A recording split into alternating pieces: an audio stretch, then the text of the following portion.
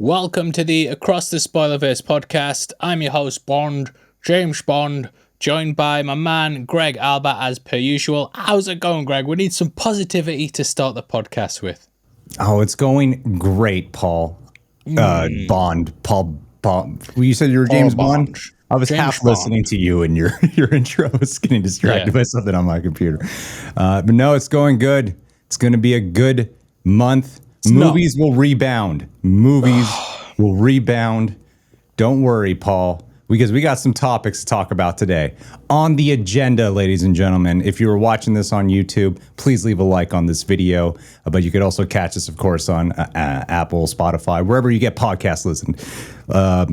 Superman, I'm learning to speak today. Superman legacy casting we got to talk about. Indiana Jones bombing as expected.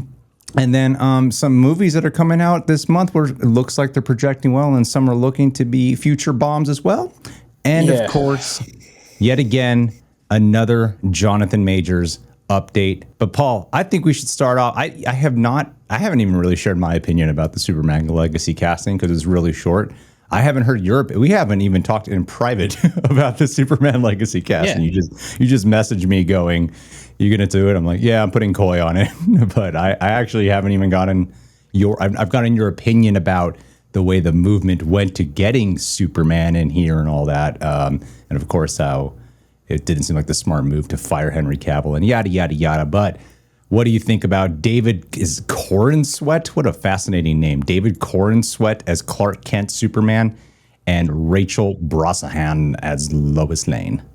I'm happy. I will say that I'm quite happy. You know, when it got announced, the DC fandom, we're always very divided. You go on anywhere talking about a DC movie, someone's going to argue with you. And it just felt for that moment when the casting was announced that, you know, a lot of people came together, put their differences to the side and thought, I'm hopeful about the future. You know, when we made this podcast, Greg, what we wanted to do was make something positive for people to listen to, feel like they're just hanging out with us, listening to our opinions. It's not too deep. It's not too serious.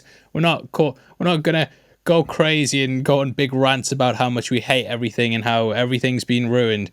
But the last couple of weeks, we've just seemed to have hit a point where the topics every single week are very negative results. And unfortunately, it's probably going to be that for the rest of this episode as well. But seeing this, it was like finally something nice and hopeful for the future that we can get excited for. And I think the casting's great. I haven't really seen David Corenswet much. I saw him in Hollywood when it was on, I think it was called Hollywood on Netflix, where it was set in the early days of Hollywood, and it was about the Oscars and stuff like that. And he was basically an actor trying to make his way in the Tinseltown, and he worked at some garage and then just worked his way into movies. And that was basically it. Had lots of different characters in, but he was really good in it. Haven't seen Pearl or X, unfortunately, but I've heard he's quite good in those. He's in one of them at least. But yeah, excited to see it. You know, he looks the part. I know people are saying that he's kind of Henry Cavill Jr. And they're saying he's not in shape, he's not muscly, but Henry Cavill wasn't, to be fair. And yeah, I'm just, you know, give the guy a chance, please, guys. I know I was as annoyed as anyone over the whole Henry Cavill thing. I was ringing Greg about 3 a.m. going, I'm going to kill someone. You're like, shut up, Paul. Just give the guy a chance. So yeah, what did you think, Greg? I'm just kind of like, yeah, this sounds fine to me. Yeah. I'm not over the moon about it, nor am I negative about it. You know what I mean? Like it's the right kind of casting. He generally like his face looks the part. We know actors can bulk up when they're paid a lot of money, except for the guy who plays Namor. Anyone else has the capability of buffing up to play a character, especially like Superman. And they know they just have to.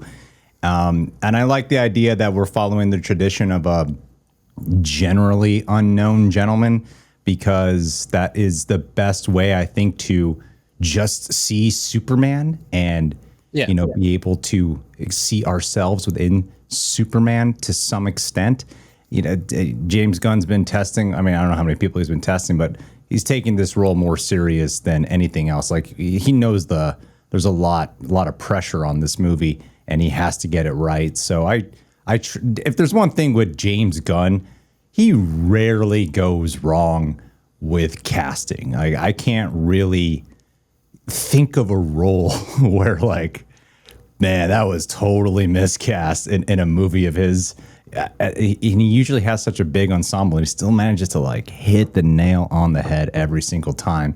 So I imagine that there's something special about this guy. I mean, a lot of times when it comes to casting for these legacy characters, the first thing we look at is what do they look like? We care so much more about their physical appearance right up front.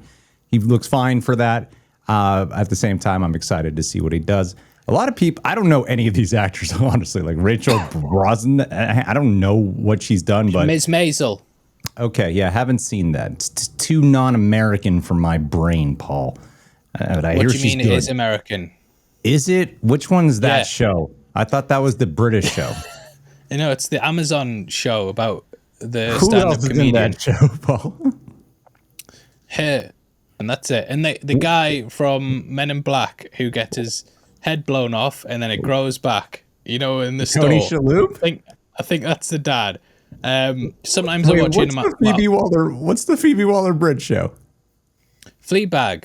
She's not in Okay, yeah, no, Fleabag. I She's not always Phoebe thought- Waller-Bridge. Yeah, I always thought that that was Miss Maisel. Okay, I've gotten my shows way What? confused. Either way, Yeah. I don't. If I'm not reacting to it, I'm watching Vanderpump Rules. So, you know, I don't watch television. For the ninth time that day.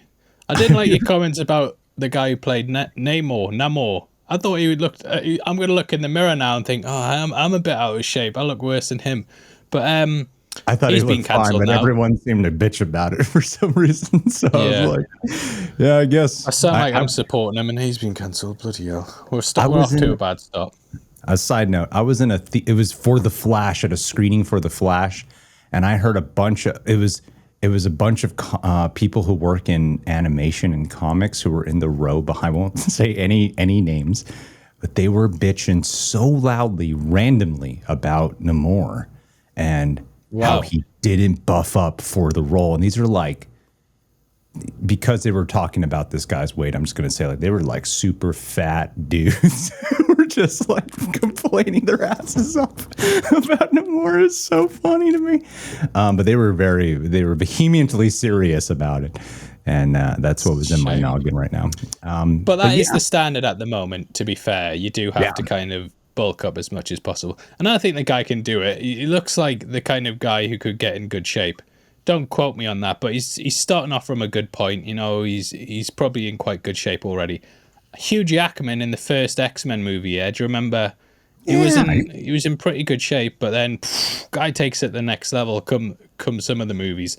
But obviously these two actors as well, the things they've starred in are period pieces, which I think is quite an interesting choice, because I kind of feel like James Gunn, my man James Gunn, he is sort of leaning in and maybe hinting to us that he's going with that sort of sentimental Superman, if that makes sense, like the old school type of golden age Superman, where he's basically Captain America but with superpowers, you know what I mean?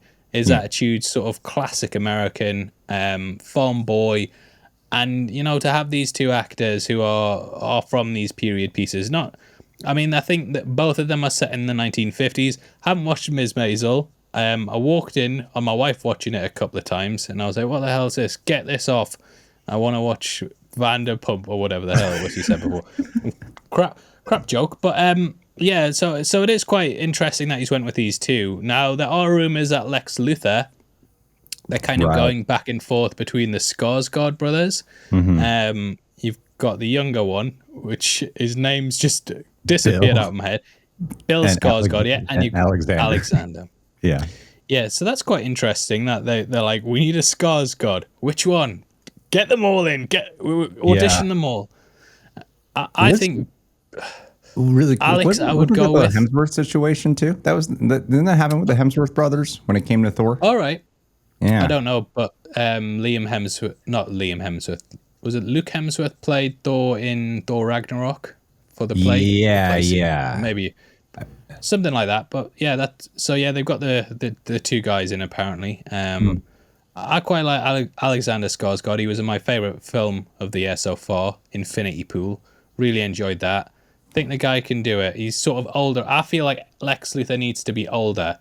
I think he needs to be more sort of a more scheming and manipulative character who's sort of the CEO of something, whereas people like the Jesse. Well, some people like the Jesse Eisenberg take. I personally didn't vibe with it that much. I prefer like a more mature Lex Luthor. So yeah, that's kind of what I'm looking for, and I can see that more in Alex than I can see it in Bill.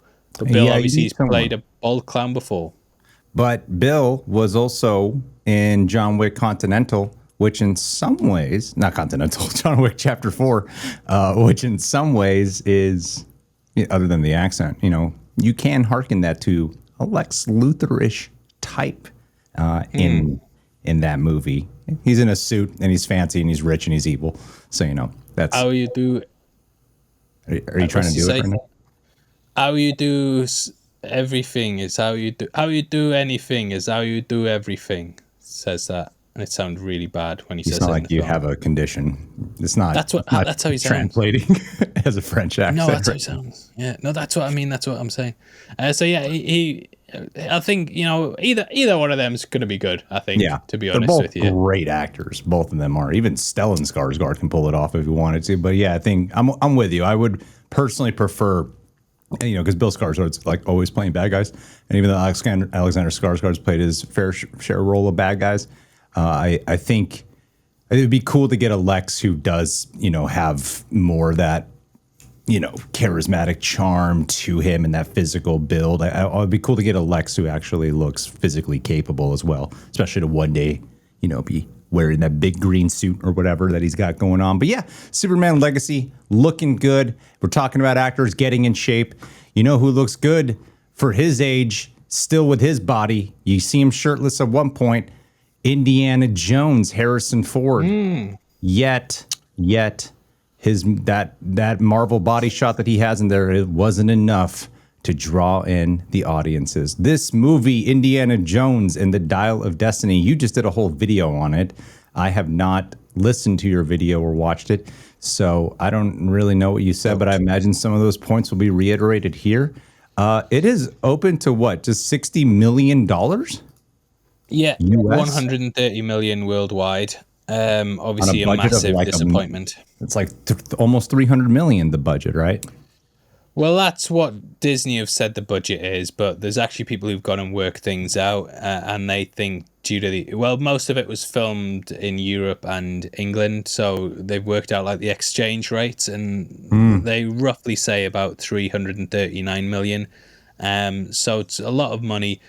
I feel sad seeing this happen. We have been kind of predicting this would happen. If you've been listening to the podcast for a while, we did put this as being a box office bomb, but seeing it happen, it just sucks because I know for a fact it won't be the people up top who get affected by this. It'll always be the people lower down. Like if you've ever worked in a job where profits have started dwindling, they don't get rid of the manager. They get rid of like the minimum wage workers or the people who they don't really value in the company, and that'll be who gets affected. Now, Kathleen Kennedy's contract runs out 2024. I feel like they're going to just keep her on and just slowly shuffle her out the door, not really give her any new projects to start on. I'm not sure what's going to happen with her Star Wars movie, but we're not Kathleen Kennedy haters, even though I brought that up as a point today. I was saying, look, there's a lot of people against Kathleen Kennedy, and it doesn't always help with the box office. And I had so many comments saying, you bloody incel, you hate women, and you call Kathleen Kennedy out. And I'm like, I don't, but I'm just saying it's a factor to some people, and it is. If you go on YouTube anywhere, there will probably be a video about her ruining everything. So that even if that's a small amount, it's still going to chip away from the box office. And basically, what my whole point of the video was, it's not one factor that has led to this underperforming. There's a lot of different things going on here. Firstly, is the fact they overspent on it. If they'd done it for 150 million, it would be at a point now where it had nearly made its money back. Greenlighting a $300 million movie on Indiana Jones is absolutely insane. So what they've done there is they've overspent and underdelivered. there's so many different reasons. I mean, we can sit here and bash the movie all day. It was fine. You know, there's a lot of people who say it's one of the worst things they've ever seen.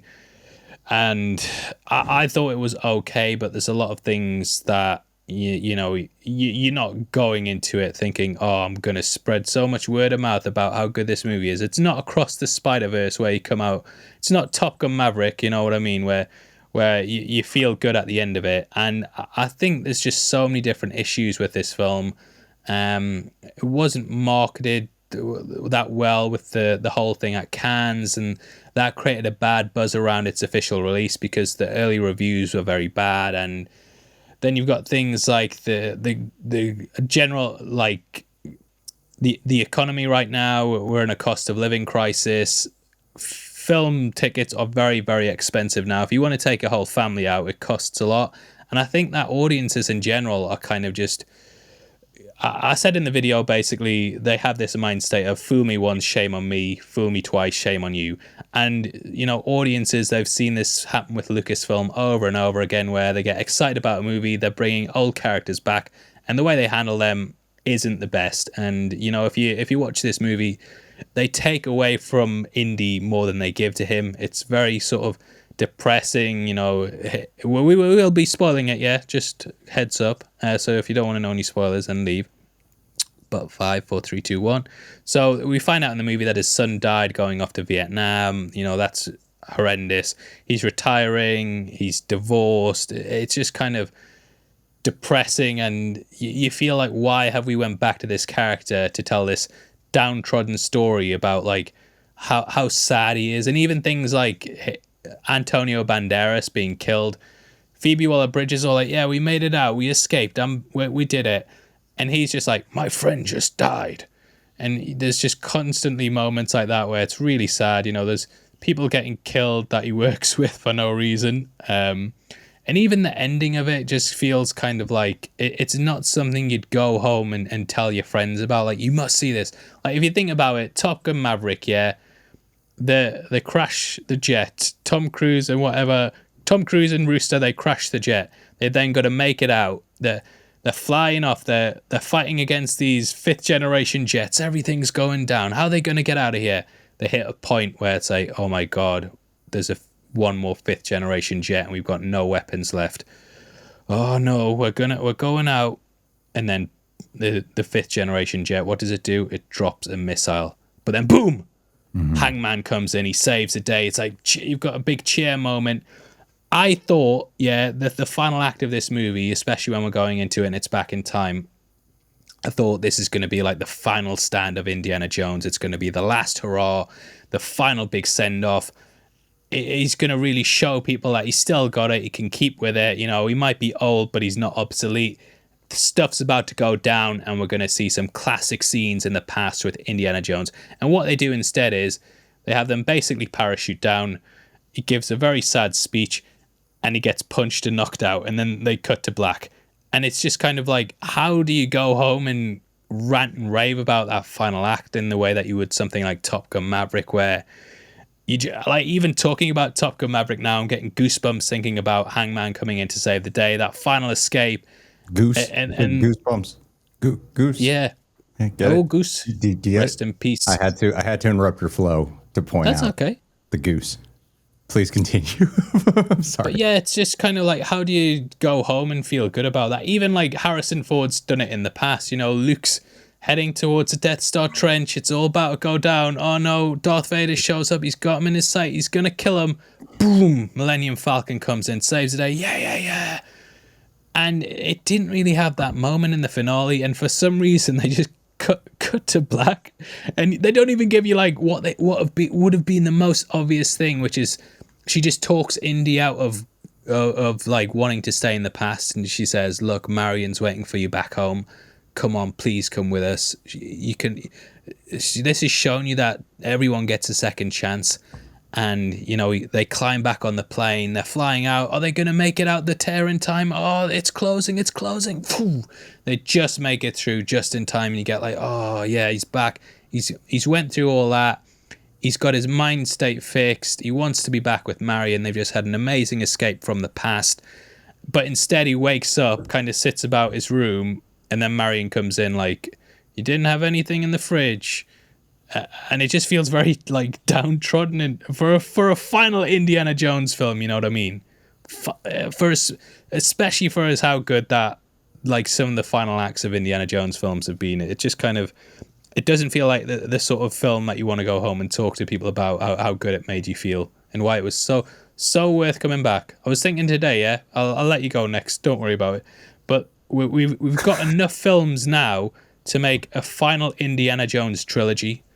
Because we've got 3 final Indiana Jones films now, which is The Last Crusade, The Crystal Skull, and now The Dial of Destiny. So we've got 3 final Indiana Jones films. Yeah. Huh. There are 3 endings. Huh. I agree with you. Knock it out of the park.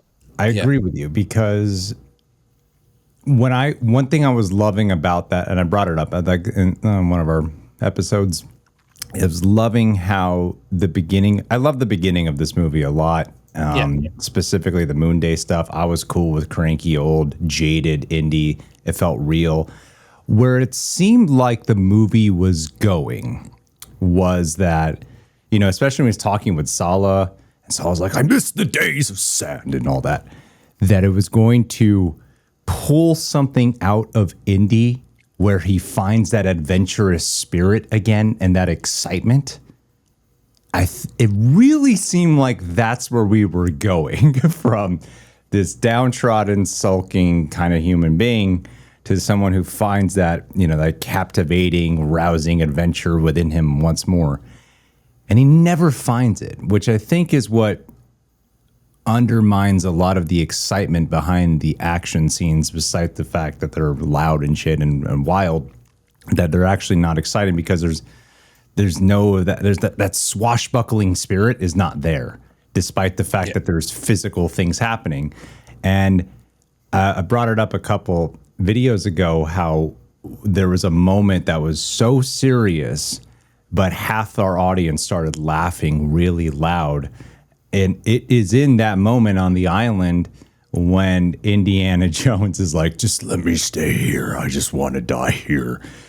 People just started cracking up, because I don't really know. It is kind of silly. I wasn't laughing, but it is kind of silly. Because you think about it, he just starts off super sad and it just ends super sad. So he doesn't really learn anything. Yes, he does have the moment with Marion where it's like ultimately he needs to be with his wife. And the movie doesn't quite strike this Logan tone where we're going for the realistic humanity, because it's a super unrealistic thing with this 80-year-old guy, 7-year-old, however Indiana is in the movie itself, going through this adventure. So they're trying to hit this like poignant note at the end where, he just wants to be with Marion in the end. And then it's we can move on. We can grieve together now, or whatever. I don't really know exactly where the movie's going by the end of it. But no, it doesn't end off on the note. I think Top Gun Maverick is the most apt thing to compare it to, because what I think this movie far failed at, despite, even for the people who like this movie, even for the people who really like this film, I feel like that a lot of the ones that are coming out were like, no, it's still a fun movie. It's, whatever. Like, there's the positive rhetoric that surrounds it, is that ultimately, yes, there is something cool and special just about seeing Indiana Jones back. But the movie he's in is not all that special. Even if you like it, it's not really a special film, considerably. And that's the thing that movies really need to be now in order to succeed. Like Top Gun Maverick is a great example of a legacy sequel coming out decades later. And for the most part, it's a very similar structure to the original Top Gun.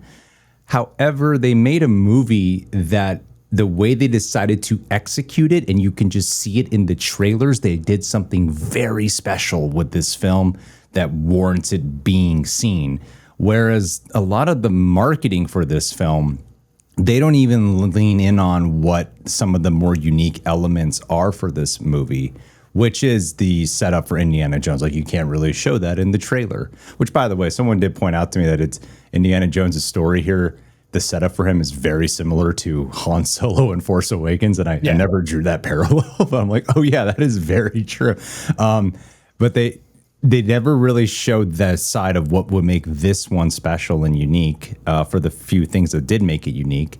Because for the most part, it was just trying to do something. It was trying to capture what made the old one special instead of being just uniquely special, if that makes sense. So that's what I was really missing for this movie. And I feel like that overall does kind of translate. There could be something to the fact too, because like, even though Tom Cruise is 60 years old, such a big selling point is we know it's Tom Cruise always doing the shit that we see Tom Cruise doing.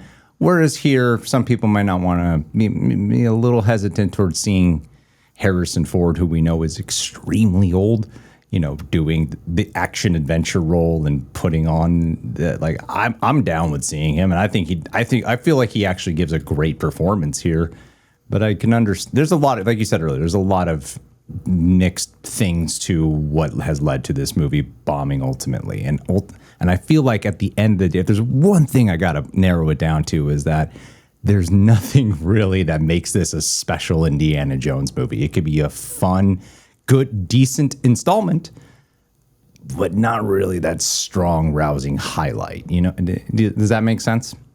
Yeah, well, he even says in the trailer, like, I waited my whole life for this. And when you watch the movie, you're like, what are you talking about?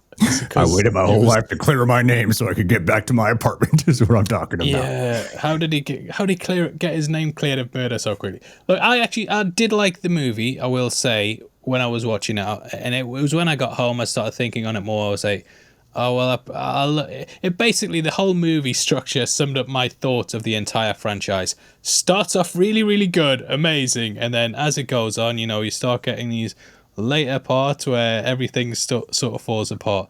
But I think a thing you touched upon there with the whole Tom Cruise thing, Tom Cruise still has quite a young following and a young audience. Mm-hmm. The demographics behind who went to watch this film, the below 25 audience is almost completely non-existent. Yeah. And they didn't do enough to sell it to like the young audience, which is ultimately, where you get a lot of your money. And Harrison Ford, like, we love him. We'll never say a bad word about the guy. But normally in these situations, like in Top Gun, when you have a more sort of an actor with a bit more history, you tend to cast younger actors alongside him. So like Miles Teller, or people who have a younger following to really get them on board. Now Phoebe Waller-Bridge, she doesn't really have that massive young following, you know what I mean? Like even Shang-Chi, like, oh, just get Awkwafina in. I don't know why I said Shang-Chi was an old guy, but you know what I mean? When they're casting these side characters, they often get people in who have, the side characters are basically there to help bring an audience in, and they're kind of normally the comic relief and stuff. And sure, Fleabag, I actually enjoy it. I'll probably get slated, but I enjoy it. In England, she's got quite a big following.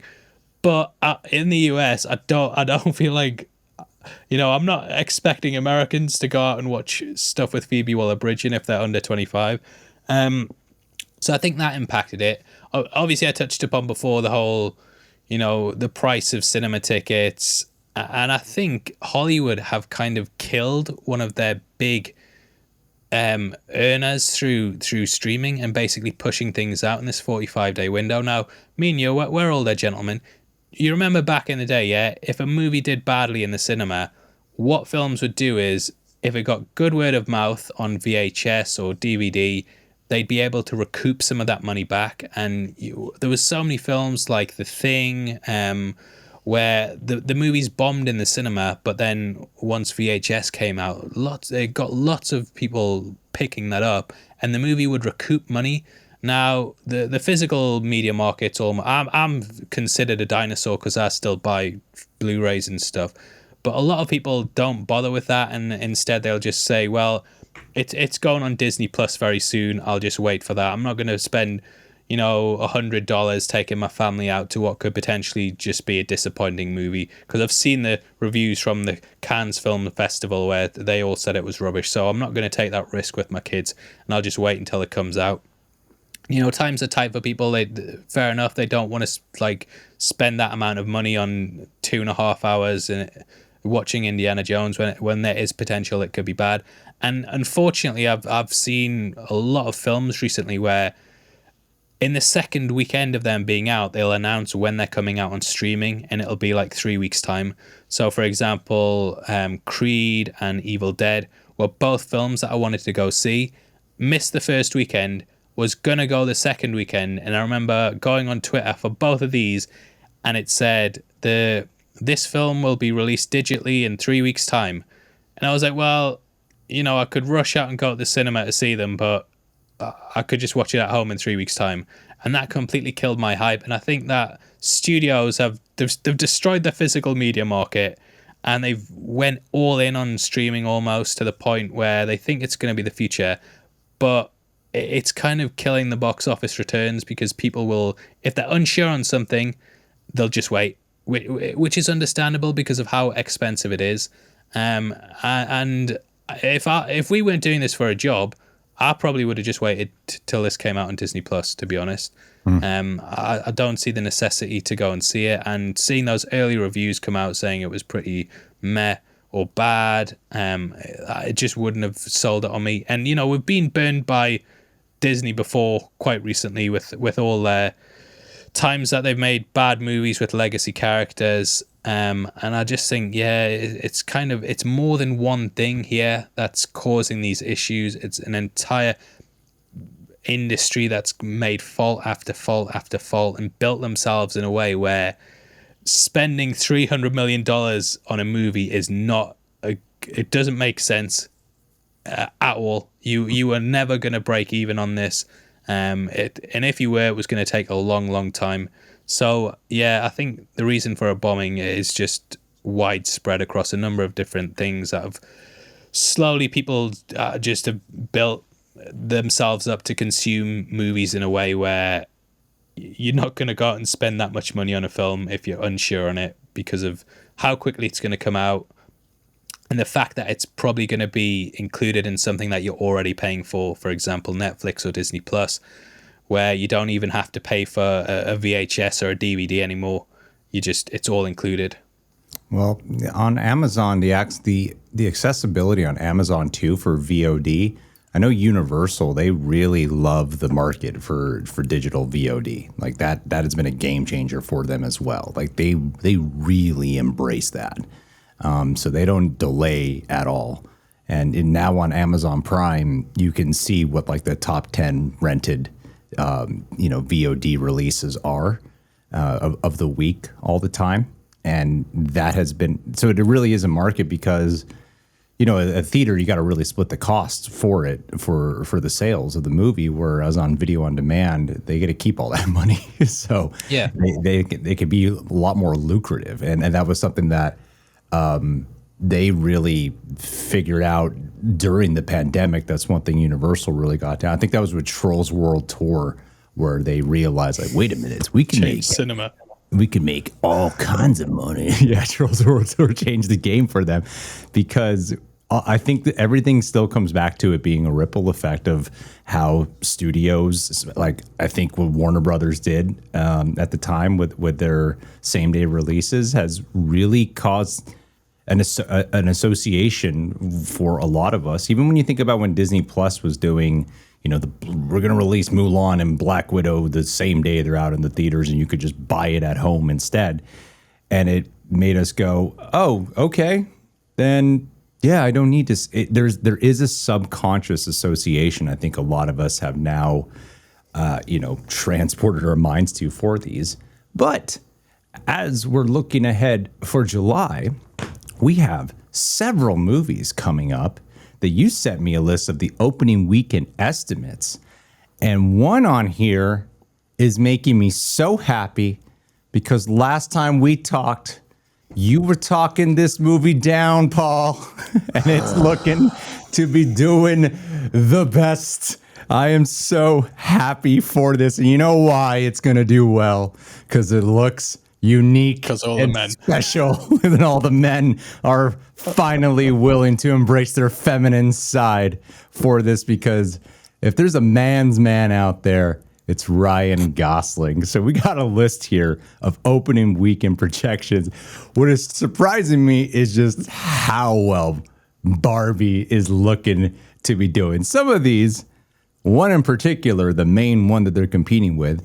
And what I love about what's happening with certain celebrities, did you see those photos of Tom Cruise and Christopher McQuarrie? They're like taking photos with ticket stubs to go see Barbie and Oppenheimer, and then they got Margot. You know what Robbie. I love about that? There was that rumor that Tom Cruise was really angry that they were all taking his screens. Yeah, and he yeah. was calling up the cinema saying like, I don't want, get Barbie out of here. I don't want him in. And then, he's on Twitter. But the guy's saving cinema.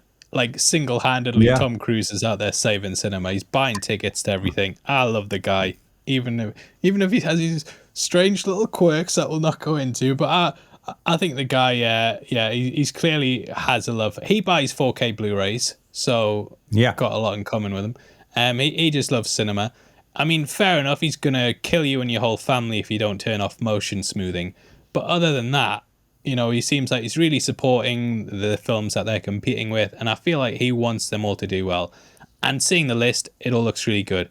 Greg, I'm going to take the mic away from myself because I know I hog it so much. I'm going to get you to read out the totals. Thank you. All right, let's go here. I'm gonna go from the highest earning expecting to least.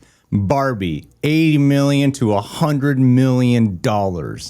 Mission Impossible 7. This might be the highest opening weekend for if it hits this number.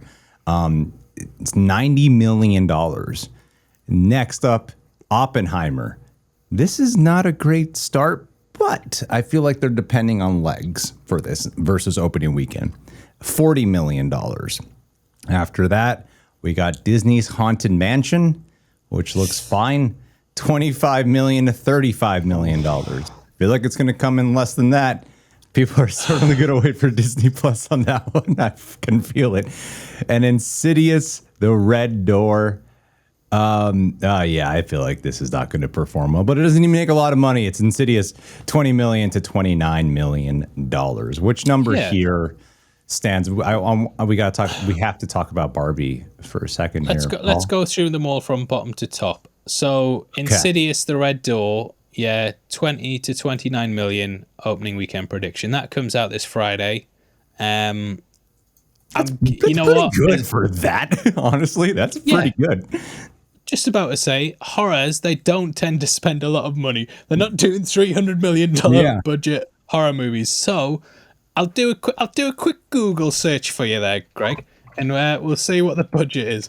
What do you mean it's $700 million? Patrick Wilson's worth a lot of money now. So it was made on a budget of $10 million.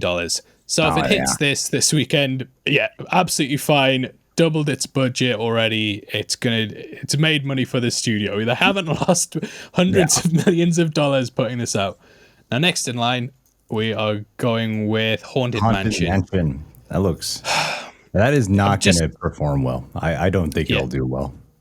Disney Plus, people are going to wait. Now, you know what?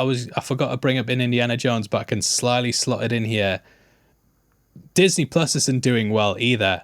Apparently, this might be wrong, but from what I read on a report, they're losing subscribers, and their market value is down actually $13 billion. So not only are they costing all their big movies, they're also costing the company because it's just everyone's waiting for Disney Plus basically, which is fair enough. You're paying for it. They've thought this strategy is a good idea to do. I think it might even do under that. Might not be much, but I think it might do under. Now, I'm just learning this right now. I'm learning this right now. Haunted Mansion is the most expensive Disney live action film ever made, apparently. Or one of the most. Not the most. One of the most. No, there's like the Pirates movies are definitely more money, but for a first starter, because there was a 2003 version, but have you Googled the budget? Have you It says seen what the budget is? 157.8 million. That is insane. 157.8 million US dollars for Very, this very Haunted Mansion specific film. number. Yeah. I would be, you know what? I don't think Disney have actually had a film for a while that's made money. Lightyear No. bombed.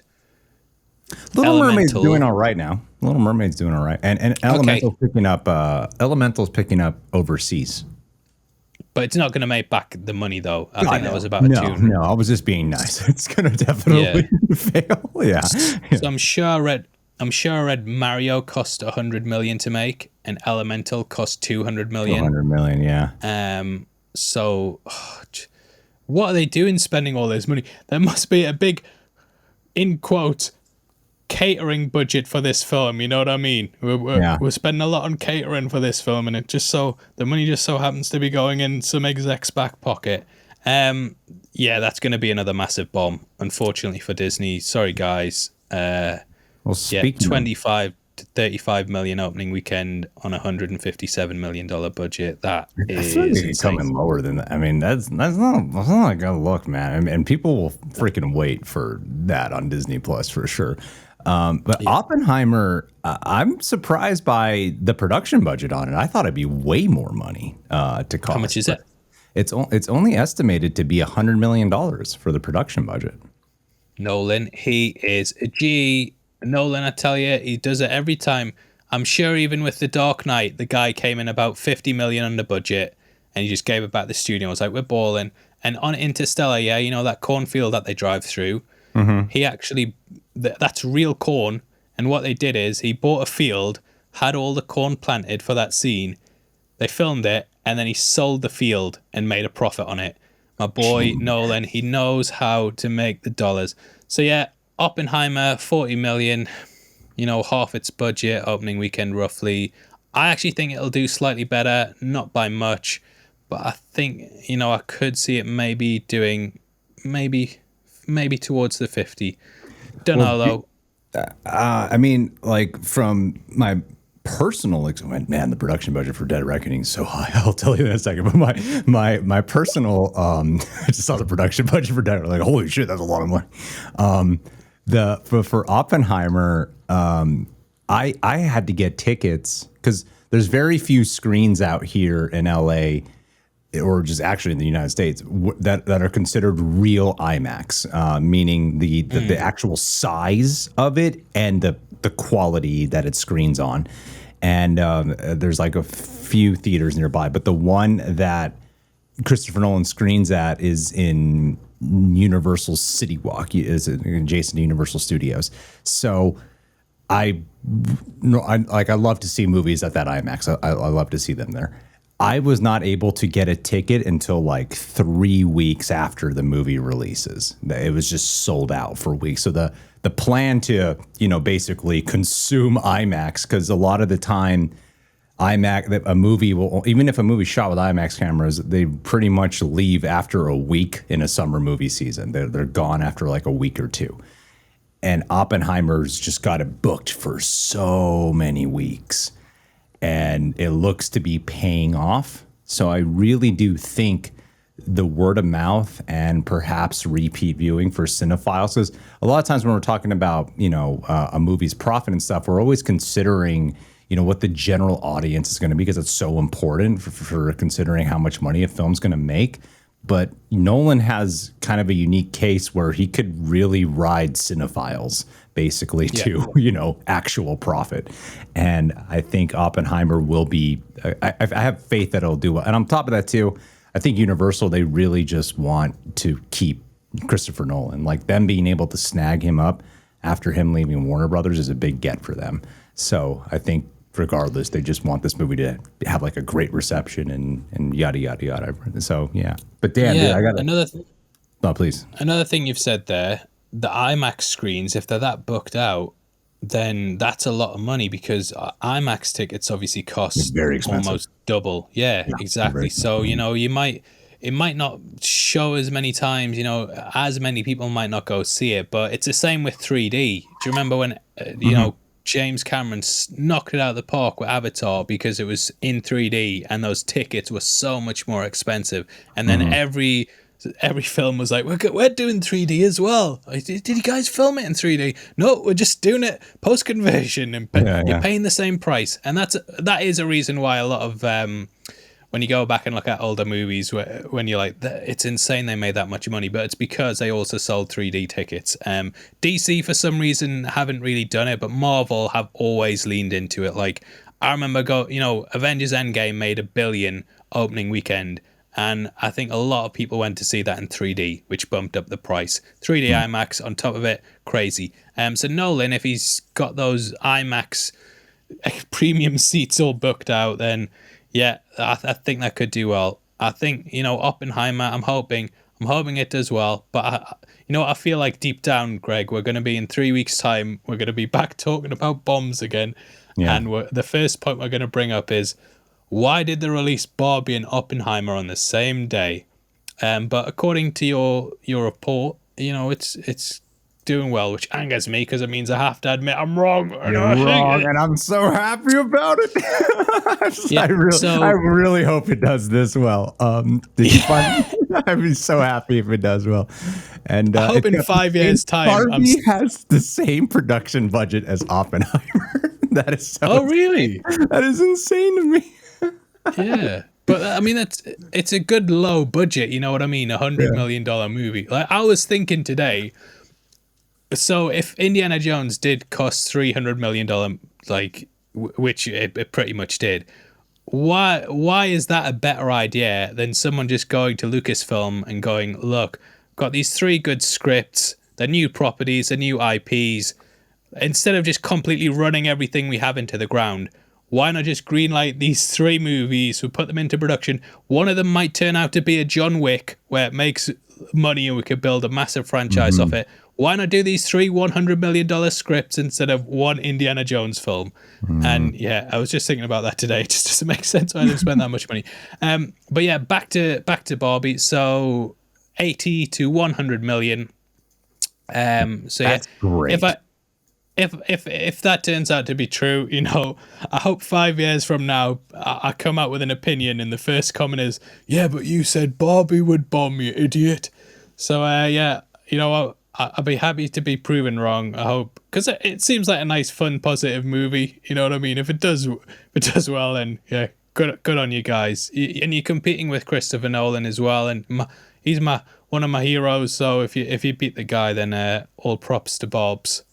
And I might even start buying Barbie Funko Pops and pretend I was a fan the entire time. I actually got a Ryan Gosling Ken doll. No way. An actual one. And it's on my wall right now. But I don't want to stand. And then we got Dead Reckoning Part 1. Yeah. This is crazy because, you brought up the whole thing about Tom Cruise maybe being like pissed off and trying to IMAX reconsider letting us stay here longer. That's not fair. But their production budget is significantly higher than Oppenheimer. It is $290 million. Because like I saw Mission Impossible 7, I was like, oh, that's a great number, 90 million. But damn, like if you do the comparison here, it's like Oppenheimer's more likely to recoup that money back because Dead Reckoning Part 1, they're throwing down for marketing on this film.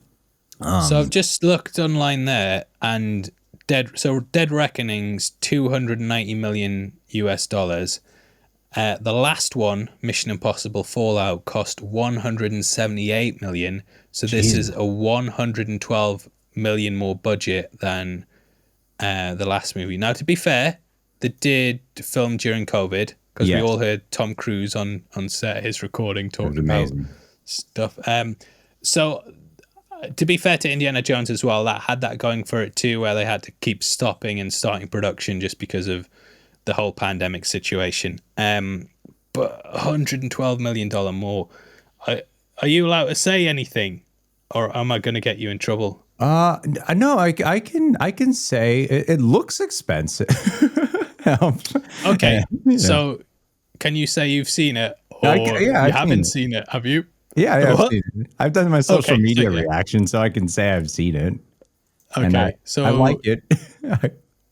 yeah, did you think it looks the money?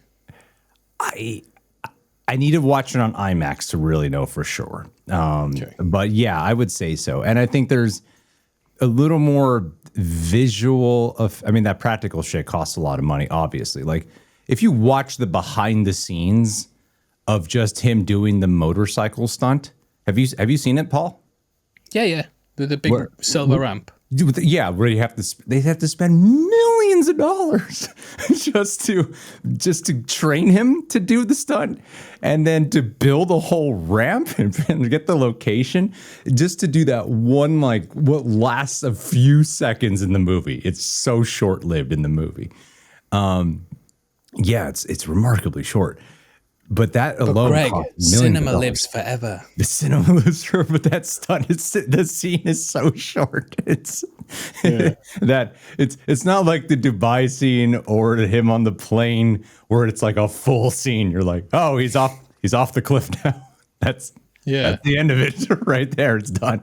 But yeah, just that alone, and they wanted to blow up a real train, but then that whole train sequence, you could tell there's a lot of like visual effects helping back. It is expensive. Like, yeah, it looks expensive. And also the cast is bigger this time around too. You know, you got like a lot of people here who all obviously probably want pay, you know, a little increase in pay as well. So, and it's Tom Cruise, you know, so who usually he usually takes a smaller upfront fee for a salary. So that way he can make more money on the back end because he's a producer of all his movies. So that's how he made like a shit ton of money off of Top Gun Maverick, is because he usually takes the back end points of a film. Yeah, well, that'll be why, won't it? I mean, he's a producer of these films too. Yeah. So, you know, I hope he does well. Our Tom, he's putting his life on the line every film. Yeah. But that budget's crazy. And there is one scene, and it was so funny because someone said it out loud in the screening I went to.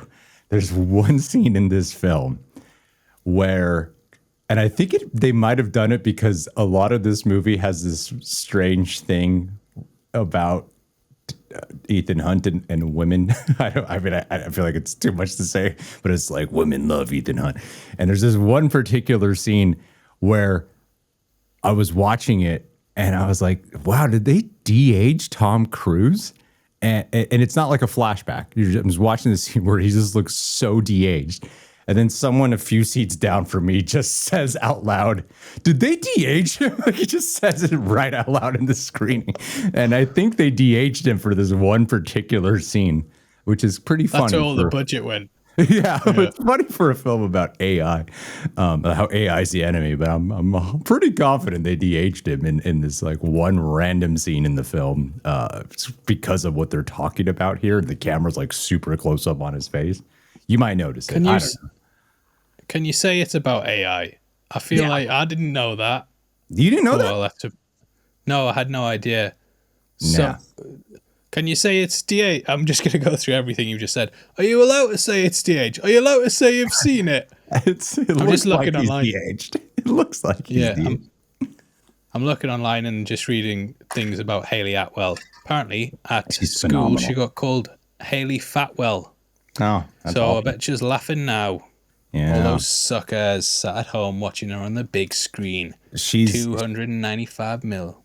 Phenomenal in the movie. She is easily the standout performer. Like, and then brilliant. I went online. Yeah, she's brilliant. She is brilliant in the movie. It is. Well, you know what I hope they do?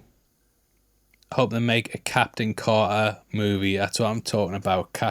I'll wear Captain Carter merch and shit. People know that I do that in my real life. I'm a loser. That sounds really good. So what is the next topic? Oh yeah, dude. Okay, change of tone. We always save the change of tone one for the last one because I think there's things to talk about, but you and I are both on the same page about this, which is we kind of have to wait, and people form such strong opinions about this right away, which obviously such a sensitive subject. So it's understandable that people would form strong opinions about it. But yeah, there's the Jonathan Majors updates. You know, the last time we talked, it was about how he had his defense lawyer that talked with the insider, and then apparently they revealed a lot of what they have in their defense as evidence, and there seemed to be a lot to support that the thing he got arrested for, looks like there's a lot to support that he actually could be innocent in this. And then since that time, a couple of other things have happened. There's this Rolling Stones article that came out that was not specifically about the case, but about a lot of allegations with his past, with former girlfriends and experiences that people had working with him on set, about his behaviors, and some stuff about emotional, and one case being a case of physical abuse. And all allegations. Everything's an allegation. It's important, innocent until proven guilty. That's really important to state. And then there was this thing about, I want to make sure I just say this properly, because it was like, oh, Jonathan Major's ex-girlfriend, the one, Grace Jabari, the one who, with the trials in relation to, they're like, she's been arrested. She has actually not been arrested. The NYPD has found probable cause to arrest her on suspicion of third-degree assault. However, she has not been arrested. So a lot of things are ongoing, and then the trial still hasn't been set yet. And it's really important that while this is playing out, like, this is going to be a really big popular thing here. And I think a lot of times everyone becomes very reactionary towards information that comes out, which is like, told you he was innocent. No, told you he was guilty. And it's like, let's just wait. Let's just wait. The part that sounds, because like everything here, it can be so muddy to talk about, right? Like when you hear about, like I read the Rolling Stones article when it first came out, and specifically in relation to the stuff about him being like emotionally abusive in the past. I'm like, okay, but not to say that anything along those lines is okay. The question is though, like, how long ago was it, and has he grown as an individual to the point? Like, there are cases where a lot of us have had terrible relationships and have been emotionally abusive in the past. I'm talking just about the emotional abusive part. I'm not talking about the physical altercation one, but the emotional abusive side of, have people had the chance to change as a human being, as an individual, and are they still that person today? You know, and that a lot of that seems like such a private matter as well. You know, and it's like it could be such a gray subject, like what is the degree of how bad it is. And instead of, you could just easily label something as an emotional, and I'm sure emotional abuse could be a real thing that took place, but what was the degree of it, of forgivability to non-forgivability here? And yeah, you know, like it's the sad part is like, depending on how severe those situations are, and if he did not pay any retributions for those past things, all that's really going to matter in this case. Though what it seems like currently, like I said, we just have so much information that we need to unfold. What it seems like currently happening with this case is all about the situation with the arrest with his ex-girlfriend, Grace Jabari.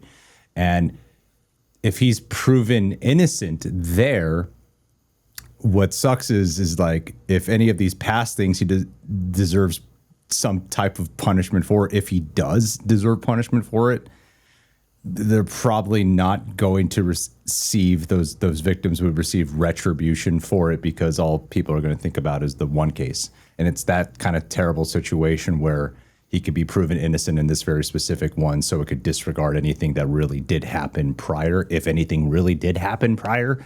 But we don't know. We just don't know. So much we don't know. And it's like there's a billion different speculation directions you could go down. But at this point, it's all just, a lot of it really is like little bits that we have, yet it's like commenting on the Johnny Depp trial was different because we were literally watching the trial. There were hours and hours and hours of the trial. And here we're just getting little reports here or there, you know? So I think it's, and I don't think this is going to be one that is televised the way how like Johnny Depp's trial was televised. So it's important that we just wait, you know, because there's a billion different directions this can go down of whether or not he deserves to be condemned or not condemned. and then to go through his past as well of, because, you know, people talk about like him on set, he was apparently like really bad on set, and then other people are going, well, no, he's just method acting. And it's like, okay, but what's the line there? Like everything is a conversation at this point and not a condemnation yet, you know? Like you just gotta, so we gotta wait. I think my issue with everything is that I personally believe that the apologies should be as loud as the accusations, and it's never the case on social media. So I think, you know, we have seen times in the past before where someone's been accused of doing something, everyone's jumped on them, there's been a massive pile on, cancelled, you know, lost their jobs, and so on and so forth. Now, if it hits a point where they get vindicated, the apologies aren't anywhere near that loud.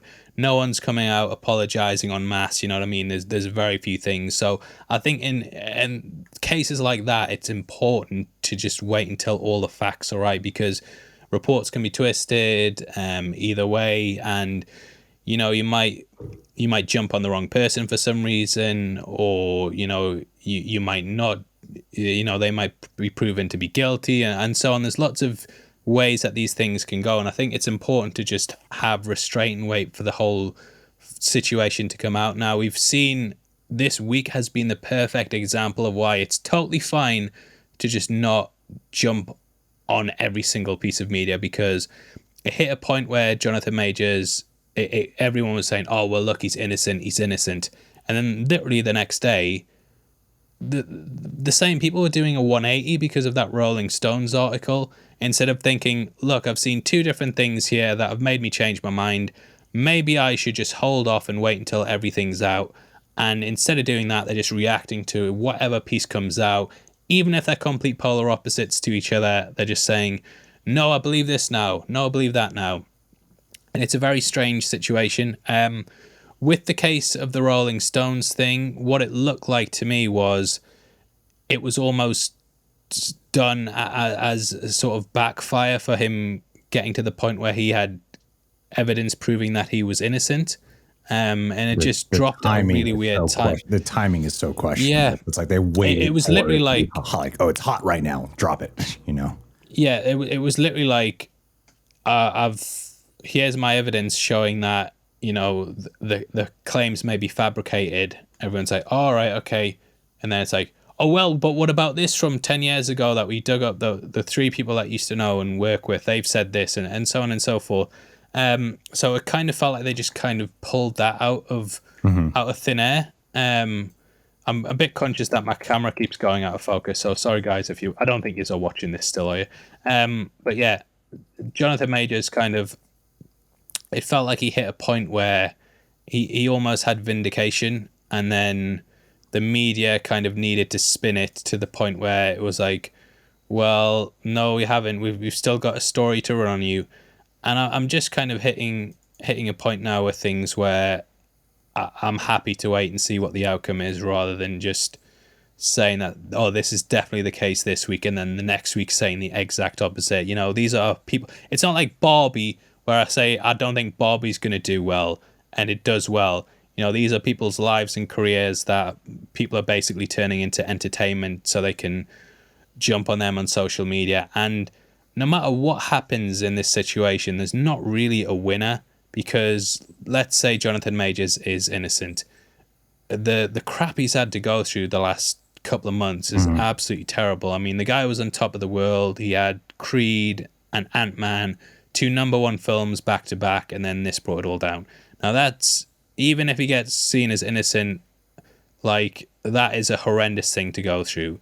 Now, if he's guilty, then obviously the victim, they've got everything about their life exposed. It's now out there in public domain. Unfortunately, the way people's minds work is that, you know, Monica Lewinsky, if ever anyone talks about her, their mind goes to the whole thing with Bill Clinton first, because that's what she's famous for. This, unfortunately, is what this woman's going to be famous for, and it's going to constantly get brought up for the rest of her life. And there's not any real winners in this situation, where someone's going to lose and it's going to be devastating to them. And I just think people should show a bit more kind of restraint when dealing with this stuff, and not wait until they know the full story, because no one does. Nothing's been fully presented in court or publicly yet. There's been certain things that have been given to TMZ, but beyond that, there's nothing that I feel like we will help by saying, oh, well, yes, they're definitely guilty, or yes, they're definitely innocent. And, it's fair enough that people are going to report on this because it's in the public domain. But I personally would say, just be careful what you say, because if you don't know all the facts, it's totally fine to just keep your mouth closed. There's certain things that you can say all the time, like Barbie's gonna bomb and stuff like that. But when it's this level of serious, I think it's totally fine to not give your opinion on it and just say what you want. Like even when we talked about it last week, we went solely at it from the perspective of what should Marvel do with their main actor that they built this entire next phase around. It wasn't a case of like, well, I've weighed up the evidence that I read on someone's TikTok and Reddit and stuff like that. We've always kind of tried to come from it sort of like a business point of view, rather than condemning or saying, oh, well, I don't think this story adds up. You know what I mean? So it's and that is the case as well. Like there's so much conflicting evidence at this point that it's totally fine to let the lawyers and the judge do their job and decide in this scenario. And just the ugliness will follow him around forever. Even if he is, even in this specific case with Grace Jabbar, if he's found innocent, there's so much else that has now come out that are allegations against him that just completely follow him like a dark looming shadow now. And it's so much harder to separate that when you're an actor, I think, versus if you're like a filmmaker. I think that's how like Mel Gibson managed to still work, because he's mainly a filmmaker, right? And more than like, he does a lot of these like low budget movies now, but like the thing that really allowed him to keep bouncing back was like, yeah, I got Apocalypto and Hacksaw Ridge, like these like highly regarded films that he directed. But when you're an actor, like that really follows you around way worse. There's a time, I mean, before social media and all that, like you think about like what Sean Penn has done in the past, like some terrible, like he's one actor that comes to mind. There's some actors who've done some like terrible things, but it was before the day and age of social media. Well, so it's a lot easier to just forget about it. And now it's so much harder to forget about it. Because even for like Johnny Depp, like even though Dean Innocent got a big fan base, there used to be a time where like Johnny Depp, you just saw the character that he would play. Now you're so aware of Johnny Depp now in his personal life and all these things whenever he pops up anywhere now. So yeah, it just kind of follows you around. Josh Brolin, the last MCU villain. Mm-hmm. Both MCU phase villains have been have had their own controversies around, like in the same situation. But you can see how. And I know there's things like race involved as well. We shouldn't overlook stuff like that. And there's lots of different factors going into this case. And sometimes, like I'll talk about it privately with people, and they'll say, well, look what happened in this case. That all got proven to be wrong. So see, you can't believe what this person says. And every case is different as well. It's not like this happened on this case, so it must be true on this case, sort of thing. Every single case is different. There's lots of different factors going on, and if everyone can just chill, and I know it's the internet, I know it's detached from your real life, so there's not, as many consequences for jumping on this stuff, but just think about, the people involved in it, and how bad it looks. You're not gonna think about it on? No, you're not. I didn't think you were. No. So yeah, that's the episode, is it? Just seen from Daniel RPK, Agatha House of Harkness, Evan Peters is reprising his role as Ralph Boner. So the thing is back to save the MCU. We missed a big topic to really break down today. The disappointment of Ralph Boner. Well, he's got to be Quicksilver if he's back, surely. They can't Ralph Boner us again. I mean, he could just be Ralph Boner. Yep, true. Yeah, shit. No, well. Do you not think people would be annoyed? Do you not think the MCU needs to win people back around? It's like me when I make an offensive joke to my wife. Instead of apologizing, I go, let me just keep doubling down on this joke in hopes that she eventually comes around and starts laughing. And Okay. she never does. And that's what I No. think they're going to do with Ralph Boner. They're going to try to just make it work. Or like they made Trevor Slattery work. He's apparently coming back a third time. So Okay. they managed to down. make that work. I'm down. Yeah. You know what's annoying? That Quicksilver had the best speedster scene of all time, and nothing's topped it ever since. Nope. That was the first one as well. I don't know, man. Saving babies in a microwave might be the one. It might be the one. Yeah. Apparently that film's like 8th place at the box office now, and Across the Spider-Verse is taking over it again. They're what a shame. removing it from theaters. It's so Yeah.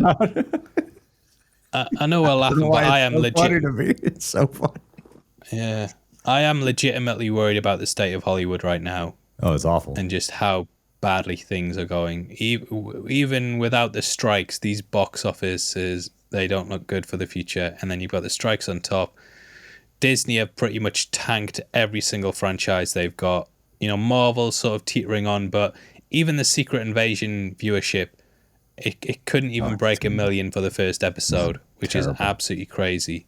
If you think like a Secret Invasion adaptation, for how big that comic was, starring Samuel L. Jackson, it's a shame, and everything's kind of just going down the pan. But you know, it might lead to some good things in the future. We got to. I know this podcast's been negative every single week, except for maybe the first week when we talked about Across the Spider-Verse. But you know, this might lead to some good stuff where Hollywood decide they think, you know what, we're losing money either way. Let's get creative with it and try and build new franchises and things that people are going to enjoy 50 years from now instead of ruining things from 50 years ago. So, hopeful message to end on there. Yeah. Guys, Greg, would you like to have the final say? I can't wait for the Barbie Mattel cinematic universe, Paul. 20 years from now, I'm excited for it. And while you're still at the pub with your friends bitching about how your wife wants to go take your 2 sons to go watch Barbie. It's going to be good. It's going to be. I'm ready to go. Well, Paul. you know what? Yeah, I'm sure Hollywood's thinking, right, we've tanked everything right now, but we haven't tanked anime yet. Let's get on it. Let's get on it.